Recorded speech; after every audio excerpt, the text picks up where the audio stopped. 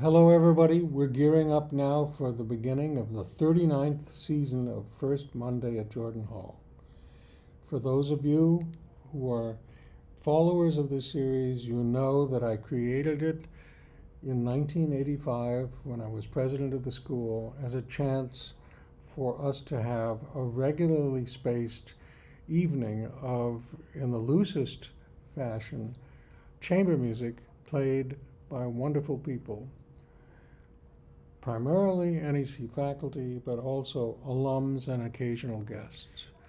And we do this for the Boston community and for you, our very loyal audience.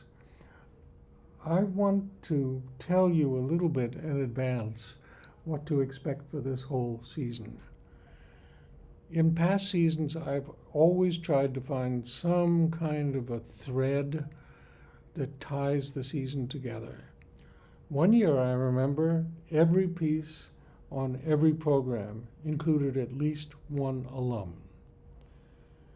Sometimes I did a whole season or a half a season about music from a certain country. So, for instance, a year ago, the fall season was all about French music, all three programs. And in the spring last year, we very much were involved in celebrating the 100th anniversary of the birth of the great composer George Ligeti. But the other thing I've learned is that every year should be different. And I never know in advance before I plan exactly how that's going to turn out. It has turned out, and it's turned out very interestingly. What I often do is start by looking in the history books and finding out whether any of the composers who have written wonderful chamber music have anniversaries, mostly birth anniversaries.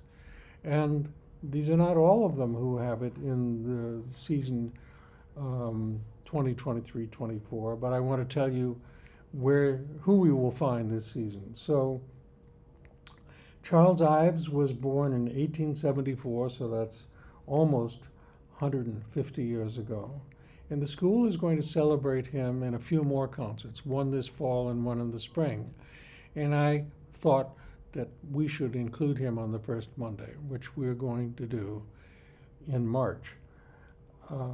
Sergei Rachmaninoff, many people's favorite composer, was born in 1873. So that's exactly 150 years ago.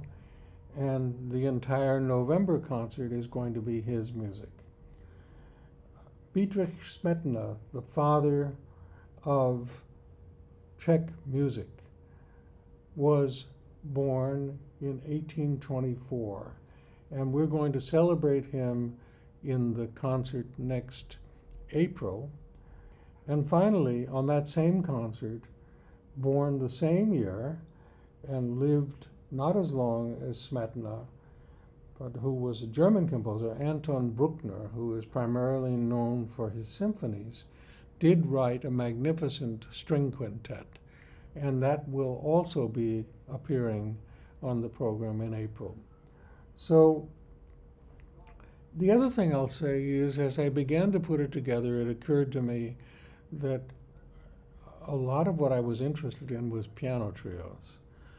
And we've never had a series based or organized around one particular chamber form.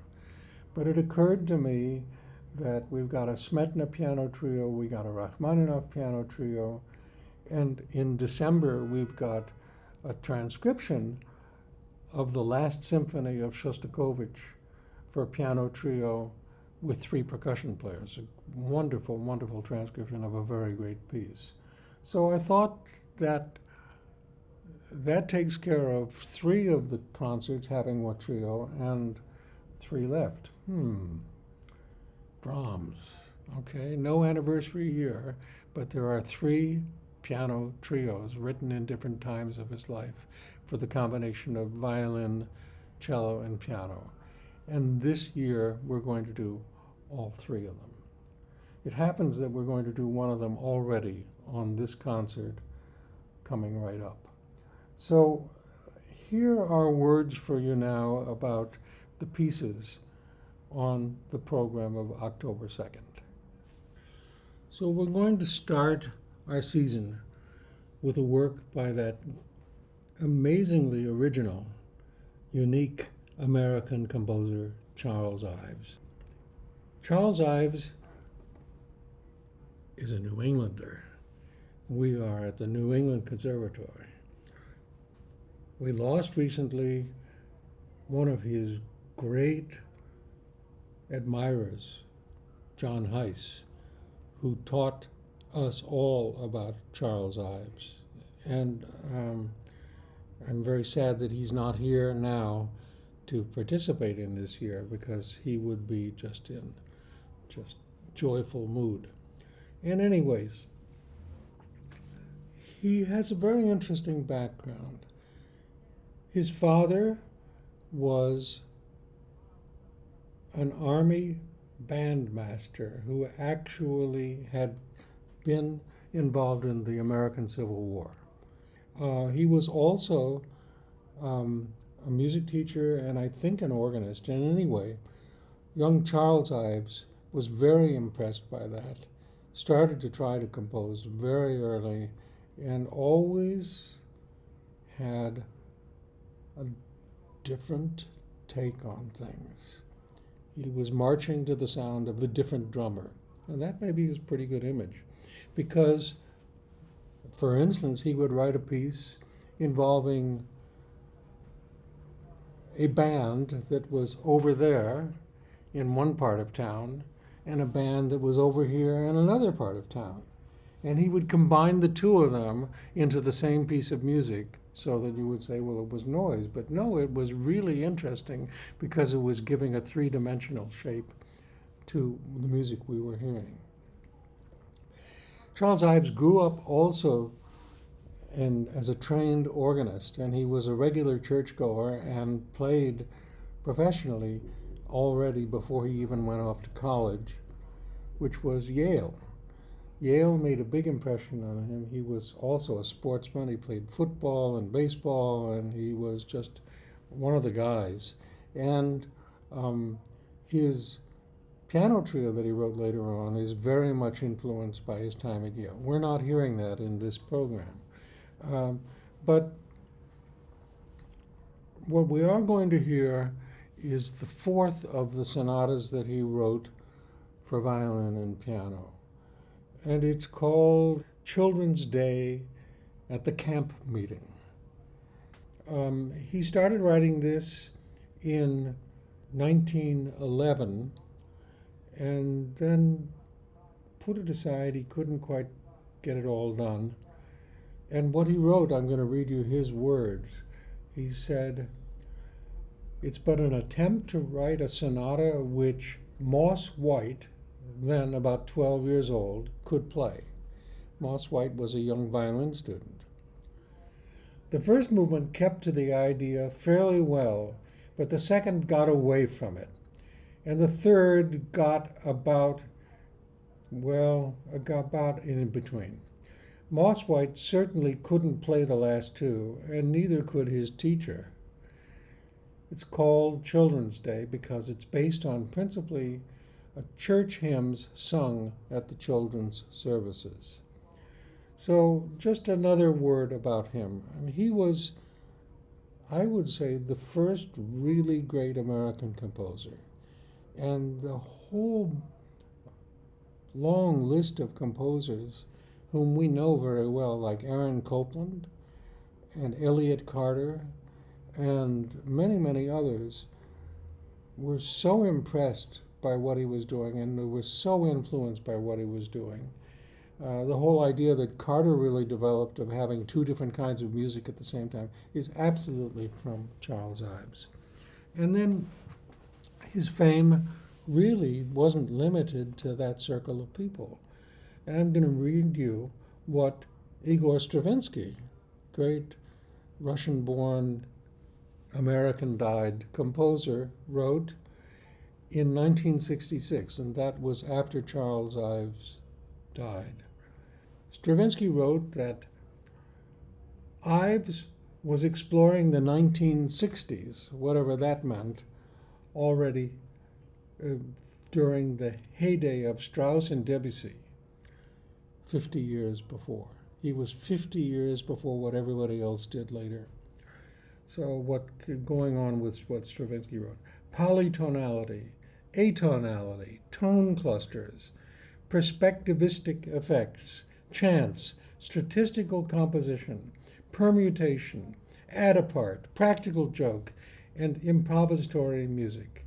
These were Ives' discoveries a half century ago as he quietly set about devouring the contemporary cake before the rest of us even found a seat at the same table.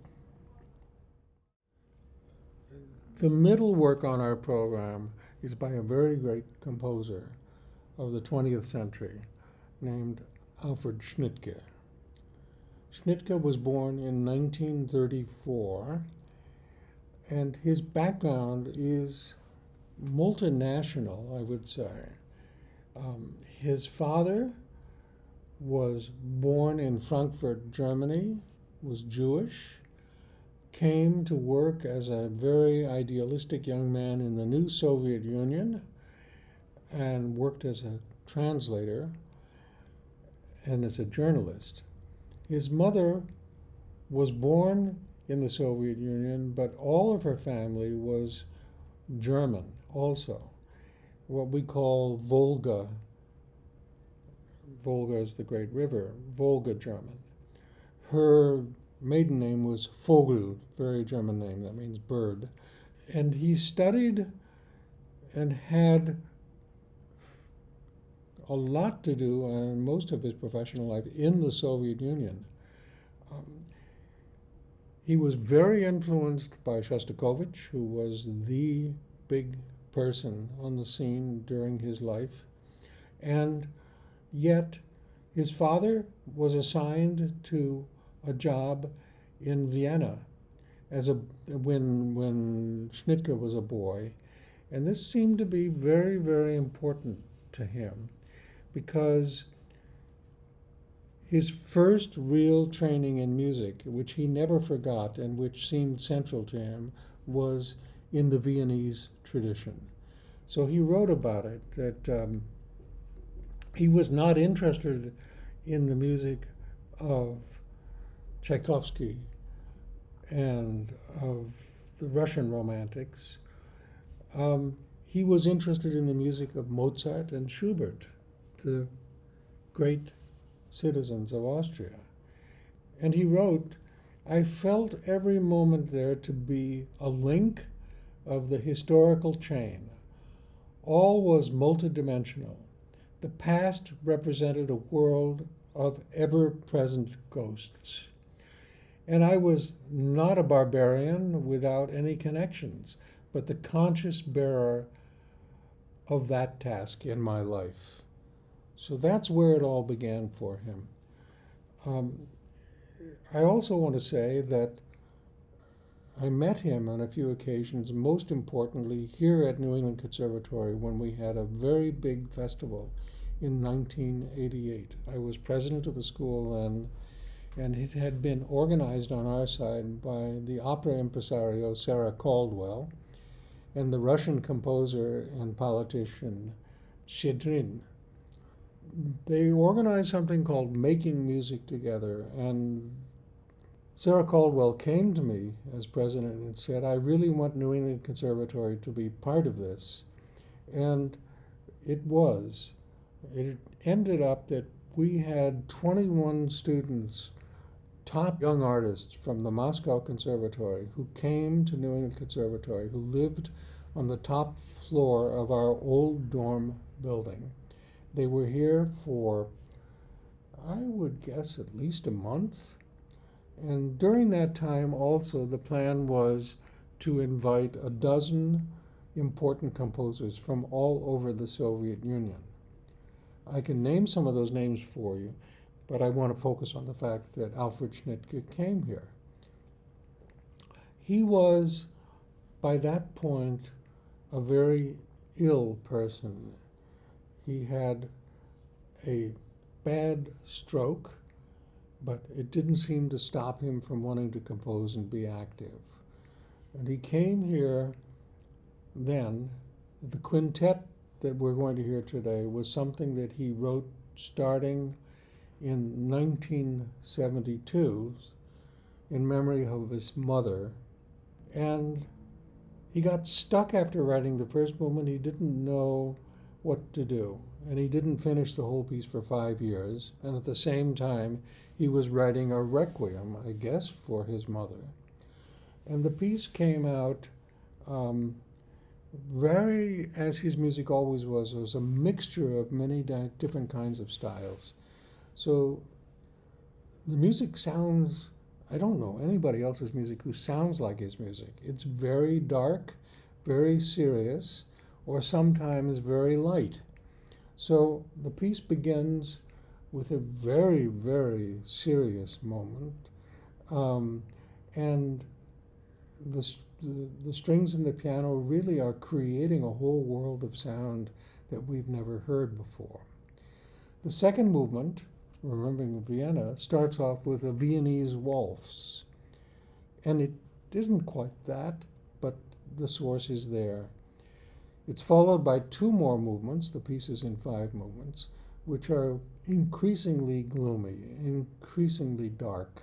And it ends with a movement that you would only say as like maybe his mother's spirit is looking happily down on what her son has done and she's pleased. It's a very light movement.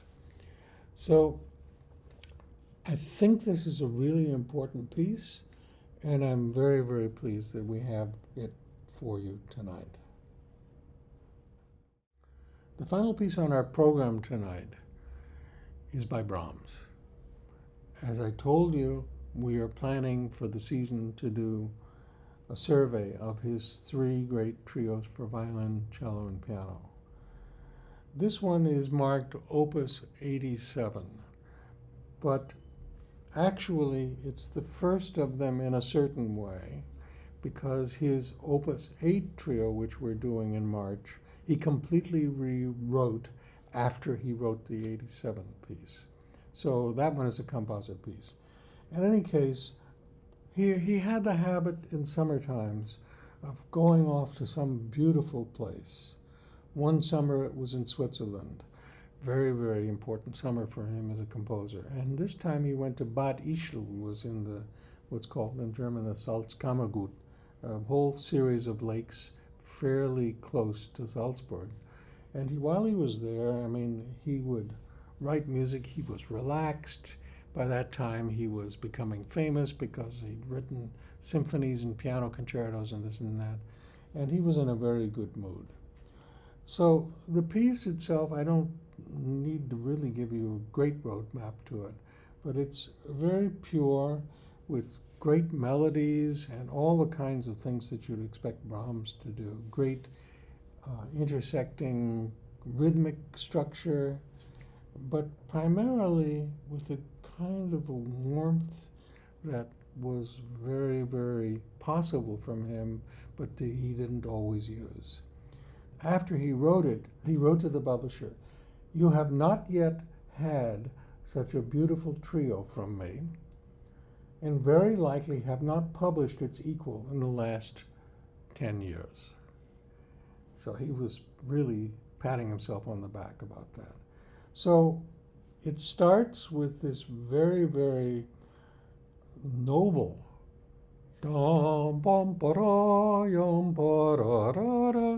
and in which, while you could think about a piano trio as kind of a triangle where 3 people play off of one another, and a string quartet as a unit which breaks off to do individual things but often has to sound like one voice. Piano trio, you don't really expect that. And in the first movement of this, it's primarily the 2 strings in unison against the piano working that. The second movement really sounds scary because it is a will-o'-the-wisp kind of scherzo that then clears away and you have this great, glorious Viennese melody. Brahms was always taken with the music, the folk music of Hungary. He wrote Hungarian dances, and this movement has a very Hungarian theme. Dum, ba-dum, pam, pom pa, that dada, short, long thing is a very, very Hungarian rhythm. And it's a set of variations. And it starts with the strings together against the piano, but then they break off and then they do separate things. And there's some just moments of just glorious internal beauty, just really showing you how deeply he loved what he was doing. And the last movement, I would say, is a joke. It has a repeated rhythm, yata-da-da-da, ha-ha-ha-ha-ho, yata-da-da-da. He takes that little germ of something and creates a movement of great fun. So it's a wonderful way to end our first concert of First Monday. And there's a lot more to come, but I hope you will all be there and enjoy this concert. I promise you I'll be there too. Thank you.